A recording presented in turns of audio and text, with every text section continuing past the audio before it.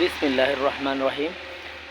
আজকে আপনাদেরকে আমি কেরালা সিম সম্পর্কে কিছু ধারণা দেব ইনশাআল্লাহ। এই যে আপনারা দেখতে পাচ্ছেন যে আমি কেরালা সিমের একটা জমির মধ্যে আছি, আমার নিজেরই এই জমিটার মধ্যে আমি করেছি। এই যে দেখেন, এটার বয়স কিন্তু অনেক, আমি মনে হয় যে গত জুন মাসে বা জুলাই মাসে এই বীজ রোপণ করেছিলাম। তো অনেক দিন হয়ে গেল, এই পর্যন্ত আমার এই জমিতে প্রায় 3 স্টেপে শিম ধরেছে।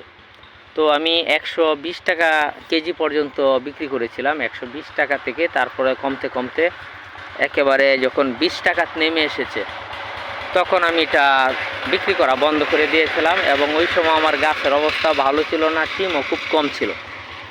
তো এখন মাশাল্লাহ আবার নতুন করে শিম আসতে শুরু করেছে। যে আপনারা যদি দেখেন যে এখন গাছের অবস্থা আবার নতুন হচ্ছে, যে ফুল আছে। হ্যাঁ, আবার আরেকটা বৈশিষ্ট্য হচ্ছে যে এই জমিটার মধ্যে কিন্তু আমি শসা করেছি। এই যে আপনারা যদি দেখেন যে শসা আছে, তাই না?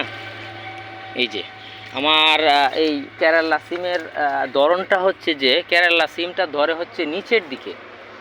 এই যে দেখতে পাচ্ছেন যে কেরালা সিমটা ধরে নিচে, আর নিচে ধরার কারণে যেই সুবিধাটা হচ্ছে যে আমরা গাছগুলাকে 6 ফিট 7 ফিট উঁচে উপরে 6 ফিট, হ্যাঁ 6 ফিট উপরে আমরা মাচা করেছি।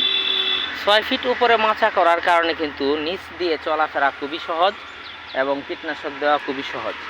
অন্য সিম যেখানে উপরে হয়, হ্যাঁ মাচার উপরে হয়, এই সিমটা কিন্তু হয় মাচার ঠিক নিচের দিকে। আর এই কারণে সিম তুলতে গেলে সহজ পদ্ধতি হচ্ছে ভিতর দিয়ে তুলতে হয়। এবং আমরা যে কীটনাশকগুলি প্রয়োগ করি, ওই কীটনাশকগুলি প্রয়োগ করতে গেলেও আমাদের জন্য অনেক সুবিধা হয়। আমার এই যে গাছগুলি দেখতে পাচ্ছেন যে অনেক ফাঁকা হয়ে গেছিল, অনেক শাখা প্রশাখা কিন্তু এই শুকায়া গেছে, মারা গেছে। এই যে এখানে দেখেন মারা গেছে। এখন আবার নতুন করে নিচ থেকে শাখা প্রশাখা বাহির হচ্ছে। এই যে দেখতে পাচ্ছেন অসংখ্য শাখা প্রশাখা বাহির হচ্ছে নতুন নতুন, এবং ফুলে ভরপুর। অনেক জায়গায় ফলও আছে, কিন্তু প্রচুর পরিমাণে ফলও আছে। এই যে দেখতে পাচ্ছেন এগুলি সব শিম। যদিও ইদানিং কীটনাশক না দেওয়ার কারণে অনেক শিমের মাধ্যমে এই যে কীড়া হয়ে গেছে, হ্যাঁ এই যে পোকায় খাইতেছে। আমরা এখন থেকে আবার শুরু করতেছি, কীটনাশক দেওয়া শুরু করতেছি। তো মোট কথা হচ্ছে যে এই যে আমার নিচে দিয়া শসা আছে, এই যে আপনারা দেখতে পাচ্ছেন যে শসা অলরেডি আমি মনে হয় 4 দিন তুলেছি। এই যে দেখা যায় শসা আছে, তাই না? শসা আছে নিচে দিয়া, উপরে দিয়ে শিম আছে। শিম আমরা শুকনা শিমগুলা তুলতেছি। এই যে আপনারা যদি দেখেন অনেক শিম কিন্তু শুকায় আছে। এই বীজগুলা যাদের প্রয়োজন সংগ্রহ করতে পারবেন আমাদের কাছ থেকে। হ্যাঁ, আমাদের হাতের বীজ আমিও একজন কৃষকের কাছ থেকেই নিয়ে এসেছিলাম। আমি নিচে দিয়ে প্রথম শসা গাছ লাগিয়েছিলাম, এবং শসার মাঝখান দিয়ে 4 হাত দূরে দূরে, হ্যাঁ 4 হাত দূরে দূরে আমি শিম লাগিয়েছিলাম। 4 হাত না, সরি 3 হাত দূরে দূরে গাছ লাগিয়েছিলাম, এবং সারি থেকে সারির দূরত্ব ছিল 4 হাত।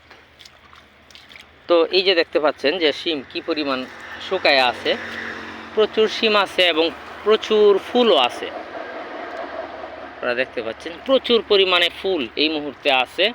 আজকে রমজান মাস, আজকে মনে হয় 8 রোজা, হ্যাঁ 8 রোজা। আজকে হচ্ছে 10 তারিখ মার্চ মাসের। তো আমরা শিমগুলি তুলতেছি, শুকনা শিমগুলা আমরা তুলতেছি। যদি কারো বীজ প্রয়োজন হয় অবশ্যই আমাদের সাথে যোগাযোগ করতে পারেন, আমরা বীজ সংগ্রহ করতেছি।